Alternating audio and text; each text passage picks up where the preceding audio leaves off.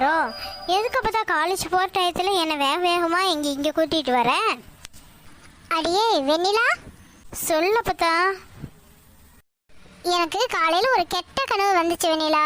அதனால தான் சரி சாமிகிட்ட போய் மொழிட்டு வரலாம்னு சொல்லிட்டு உன்னையும் சேர்ந்து கூட்டிகிட்டு போகிறேன். வா போகலாம் கோயிலுக்கு. பார்த்தா என்ன பார்த்தா சொல்கிறீங்க? எனக்கு காலேஜுக்கு வேறு லேட் ஆகிட்டு இருக்கு. இருக்கட்டும், வாடி கோயிலுக்கு போகலாம். சரிங்க பார்த்தா. என்னது, கோவிலுக்கு வெண்ணிலா வந்திருக்கா போல இருக்கு. சரி கோயிலுக்குள்ள போய் பார்ப்போம். கூட யாரோ வந்த மாதிரி இருந்துச்சே. சரி போய் பார்க்கலாம்.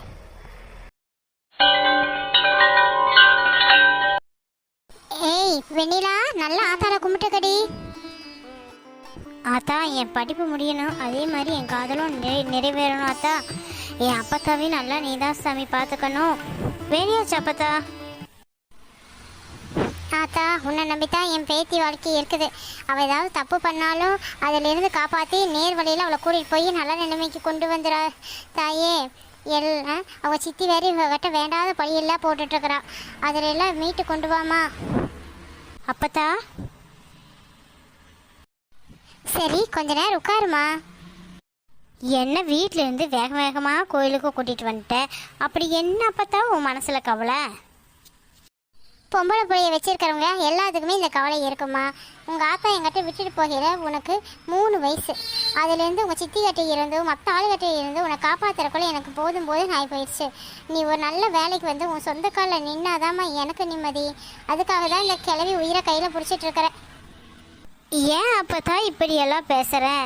எனக்கு காலேஜ் போட்ட அள வைக்காமல் விட மாட்டேன் போல இருக்கு. அடி போடி, இந்த கிளவி கிட்ட இருக்கிற மனக்குறைய நீ தாண்டி கேட்ட. அதுக்கு அதை என் மனக்குறைய சொன்னா உனக்கு கலகாட்சி வந்துருதாக்கு. ஏன் அப்பத்தா, ஏன் அதுக்காக இப்படி எல்லாமா பேசுவேன்? கொஞ்ச நேரத்தில் என்ன அழுவ வச்சிருவோம் போல இருக்கே. நாளாச்சு வெண்ணிலாவை பார்த்து. போய் பேசலாமா? பேசலான்னு பார்த்தா இந்த பாட்டி வேறு நின்றுட்டு இருக்காங்களே, எப்படி பேசுறது? இருடி, அங்கே யாரோ நின்றுட்டு இருக்காங்க போல் இருக்குது. நல்லா நான் பார்க்குறேன். யார் அப்பதான் வர போறாங்க? அடடே, அவினாஷ் தம்பி. அவினாஷ்? என்னது அவினாஷா? ஹாய் பாட்டிமா. என்னப்பா இவ்வளோ தூரம்? எல்லாம் சாமி கும்பிடத்தான். அவினாஷ்? என்ன வெண்ணிலா, தம்பி பேர் சொல்லி கூப்பிடுறேன். முதலே தெரியுமா அவினாஷா? இல்லை அப்பத்தா, அவங்க வீட்டுக்கு பொங்கலுக்கு கூப்பிட்டுருந்தாங்கல்ல, அன்னைக்கு போனதுதான் அப்பத்தா. அப்போதான் கொஞ்ச நேரம் பேசிகிட்டு இருந்தோம். சரி அவினாஷ், நீ போய் சாமி விட்டு வாப்போ.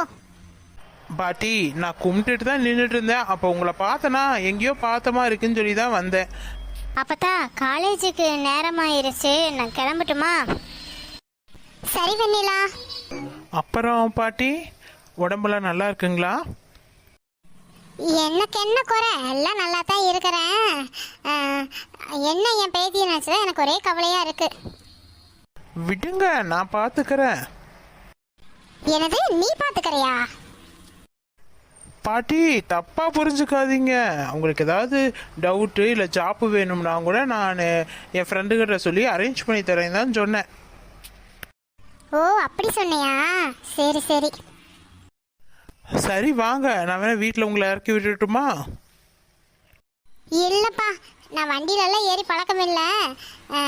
அதனால் நான் நடந்தே போய்க்குவேன் மெதுவாக. அப்படியே உங்கள் பாட்டியும் பார்த்து ரொம்ப நாள் ஆச்சா, போய் பார்த்துட்டு போகணும். சரிங்க பாட்டி, அப்புறம் நான் கிளம்புறேன். சரிப்பா. பார்க்கறதுக்கு தங்கமான பையனாக இருக்கிறான். எப்படி வந்து எப்போவோ பார்த்தது அதை ஞாபகம் வச்சுட்டு வந்து பையன் பேசுகிறான் பாரு. இதுக்கே ஒரு நல்ல குணம் வேணும். இவன் நல்லா இருக்கணும். ஹலோ வெண்ணிலா மேடம், கொஞ்சம் நில்லுங்களே. என்ன அவினாஷ்? ஏன் இவ்வளோ கவலையா இருக்கீங்க? நான் அப்படி என்ன பண்ணிட்டேன்? ஏன் என்ன 2 நாளாக பார்க்கவே வரல? இல்லை வெண்ணிலா, அக்காவுக்கு கல்யாணம் நிச்சயம் இருக்குல்ல, அதனால அவங்கள கூட்டிட்டு ஷாப்பிங் அங்கே எங்கேன்னு போக வேண்டிய வேலை இருந்தது. அதனால தான் உன்னை பார்க்க முடியல. இந்த 2 நாளாக பார்க்காதனால எனக்கு மனசெல்லாம் ஒரு மாதிரியா அழுகலையே வந்துச்சுன்னா பாருங்களேன். அப்படி ஒன்றும் தெரியலையே. ஏன் அவினாஷ் இப்படியெல்லாம் சொல்கிறீங்க? என்ன மிஸ் பண்ணுற மாதிரி இருந்துச்சுன்னா என் பக்கத்தாடி இன்னும் க்ளோஸாக நின்றுட்டு இருப்பீங்க. அவினாஷ் ஓ சார் என்ன போதுமா அவினாஷ்? சரி சரி, அழுகாச்சி எல்லாம் போது நிறுத்து. இப்படியெல்லாம் நின்றுட்டு இருந்தேன்னு வையே, அப்புறம் இப்போவே உன்னை கல்யாணம் பண்ணி வீட்டுக்கு கூட்டிட்டு போயிடுவேன். போங்க அவினாஷ். உடனே பேசுனா உடனே விலகி நின்றுவியே வெண்ணிலா. இந்த மாதிரிலாம் பேசுவீங்கன்னு சொல்லி தான் நான் பிரியா இல்லாமல் உங்கள் பக்கத்தாடி வரதே இல்லை. அப்புறம் லவ்வர்ஸ்குள்ள இப்படி கூட பேசலன்னா எப்படி வெண்ணிலா? Okay okay. சரி வா, வண்டியில் ட்ராப் பண்ணிடுறேன். இல்லை அவினாஷ், ஊரில் யாராவது பார்த்துட்டாங்கன்னா பெரிய பிரச்சனையாயிடும். ஊரை விட்டு தள்ளி வந்து தான் நிற்கிறோம். இதுலேருந்து காலேஜ் மட்டும் நான் ட்ராப் பண்ணிடுறேன். ஓகே அவினாஷ் வாங்க. ஆமாம் ஓட்டுங்க. Okay okay.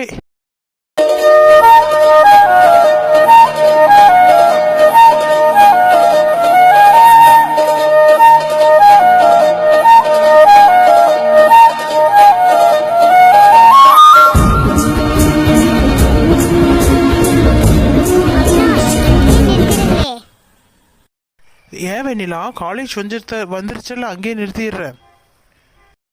இல்லை அவினாஷ், யாராவது பார்த்துட்டு போய் அப்பாட்டி சித்திரி சொல்லிட்டாங்கன்னா நாளை மணி என்னை காலேஜே அனுப்ப மாட்டாங்க. நீங்கள் நிறுத்துங்க, இங்கேருந்து நான் நடந்து போய்க்குவேன். சரி வெண்ணிலா. அவினாஷ் அப்புறம் நான் போயிட்டு வரட்டுமா? இன்னைக்கு காலேஜுக்கு லீவ் போட்டுறேன் வெண்ணிலா, எங்கேயாவது போயிட்டு வரலாமா? அவினாஷ் எனக்கு எக்ஸாம் இருக்கே. ஓ சாரி சாரி, சரி நீ போய் படி, அப்புறம் பார்த்து போ. சாரி அவினாஷ். அதெல்லாம் ஒன்றும் ஃபீல் பண்ணாத. நம்ம கல்யாணத்துக்கு அப்புறம் இதை விட சந்தோஷமா இருக்கிறதுக்கு தான் இப்போ நம்ம வந்துட்டு இப்படி இருக்கிறோம், சரியா? அதனால வந்துட்டு நீ போய் படி, அதுக்கப்புறம் மற்றதை பார்த்துப்போ. தேங்க்யூ அவினாஷ். சரி அப்புறம் வரேன். கூட கொஞ்ச நேரமாவது டைம் ஸ்பெண்ட் பண்ண உனக்கு முடிஞ்சதே. சரி வீட்டுக்கு போவோம். அரவிந்த், இப்போதான் நாங்கள் வீட்டுக்கு வந்தோம். ஓ அப்படிங்களா, நீங்களும் இப்போ தான் வந்தீங்களா? சரி சரி, ஓகே ஓகே. அப்புறம் ரெஃப்ரெஷ் ஆகிட்டு நான் உங்களை கூப்பிட்டுங்களா? ஓகே அரவிந்த், ஓகே இப்போ வச்சிட்றேன். சொல்லுங்கம்மா. நெட்டவள்ளி, மத்தியானம் எங்கேம்மா போயிட்டு வந்தேன்? மதியத்துலேருந்து உன்னை தேடிட்டு இருக்கிறேன்.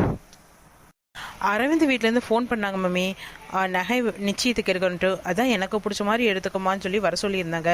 அப்பாட்ட சொல்லிட்டு தாங்க மம்மி போயிருந்தேன்.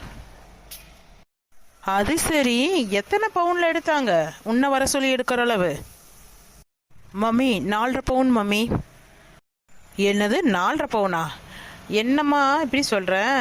நம்ம ஃபேமிலியில் 10 பவுனுக்கு கீழே யாருமே வந்துட்டு பொண்ணுக்கு வந்து நகையே போட மாட்டாங்க. இவங்க என்ன 4.5 பவுன் தான் எடுத்திருக்காங்கன்னு அசால்ட்டாக சொல்கிறேன். மம்மி அவங்க பிரியும், அவங்களால முடிஞ்ச அளவு தான் மம்மி அவங்க செய்ய முடியும். இதுக்காக தான்மா சொன்னேன், கொஞ்சம் நம்மளுக்கு ஸ்டேட்டஸ் தகுந்த மாதிரி ஒரு பையனை பாரு, அவங்கள கல்யாணம் பண்ணிக்கோன்ட்டு. நீ புரியாமல் இப்படி போய் வசதி இல்லாத வீட்டில் கல்யாணம் பண்ணிட்டு கஷ்டப்பட போகிறது நீதாம்மா. இப்போ வேணாம் சொல்லு, நான் அதுக்கான வழியை நான் சொல்கிறேன். மம்மி ஏன் மம்மி இப்படி பேசுகிறீங்க? வசதி மட்டும்தான் வாழ்க்கையா மம்மி? என் மனசுக்கு அரவிந்தை பிடிச்சிருக்கு, அரவிந்துக்கு என்ன பிடிச்சிருக்குது. இதில் எங்கே மம்மி வந்துச்சு இந்த வசதி? இதெல்லாம் இப்போ உனக்கு தெரியாதுமா. நாளைக்கு உனக்குன்னு குழந்தைகளை பிறந்து ஸ்கூலில் சேர்த்து வைப்பாரு, அப்போ இருக்குது. என்னது நெட்டவழி அழுதுட்டு நிற்கிறது போல தெரியுதே. என்ன சொன்னா மருமகன் தெரியலையே, போய் பார்ப்போம். நெட்டவள்ளி. கிராண்ட்மா, மம்மி பாருங்க கிராண்ட்மா எப்படி பேசுறாங்கன்னு. என்ன சீலா சொன்ன, இப்படி அழுதுட்டு இருக்கறா? உண்மையை சொன்னாங்க. கல்யாணத்துக்கு நகை எடுக்கிறதுக்கு நெட்டவழி கூப்பிட்டுருக்காங்க. இவளும் போயிருக்கா. 4.5 பவுனில் தான் எடுத்துருக்காங்களாமா நிச்சயத்துக்கு நெட்டவழிக்கு போடுறதுக்கு. அதை ஏன் கேட்குற? நம்ம குடும்பத்தில் சொல்லியிருந்த மாப்பிள்ளை கல்யாணம் பண்ணியிருந்தா இன்னும் வந்துட்டு நல்லா சீரு சிரத்தி நல்லா செஞ்சுருப்பாங்கல்லன்னு சொன்னேன். உடனே அவளுக்கு கண்ணில் தாரதாரையாக தண்ணி வருது. சீலா புரிஞ்சுக்கம்மா, பணம் மட்டுமே பெருசு இல்லை, மனசும் பெரிய விஷயம். ஒருத்தர் இந்த காலத்தில் புரிஞ்சுட்டு வாழ்றதே பெரிய விஷயமா படுது. அவள் மனசுக்கு பிடிச்சிருக்குது, அதனால அவள் வந்துட்டு அவனை தான் கல்யாணம் பண்ணணும்னு விரும்புகிறா. இதில் நம்ம தடுக்க முடியாதுமா. அதான் கல்யாணத்துக்கு நான் ஒத்துக்கிட்டேனே. சரி, நான் உள்ளே போய் என் வேலையை பார்க்குறேன். இவ வாழ்க்கை இவளே முடிவெடுத்தது. நாளை பின்னே இவ கஷ்டம்னு வந்தானே அது என்னால் பார்த்துட்டு இருக்க முடியாத, அதனால தான் இப்போவே சொல்கிறது. சரி, நான் போய் என் வேலையை பார்க்குறேன். நெட்டவெளி, உங்க அம்மாவை பத்தி உனக்கே தெரியுமல்ல, அப்ப தினசா மாறிட்டு தான் பேசுவா. இதுக்கெல்லாம் போய் அழுதுட்டு இருப்பியா? கொஞ்சம் சிரி தங்கோ. கிராண்ட்மா, எனக்கு புரியுது கிராண்ட்மா. ஆனால் அவங்க பேசுகிற விதம் பார்த்தோம்னா எனக்கு அழுகாட்சியாக வர மாதிரி ஆயிடுது. லவ் மேரேஜ்னா இதெல்லாம் இருக்கத்தாமா செய்யும். நம்ம தான் எல்லாமே வந்துட்டு ஃபேஸ் பண்ணிட்டு வரணும். சரியா? Okay grandma.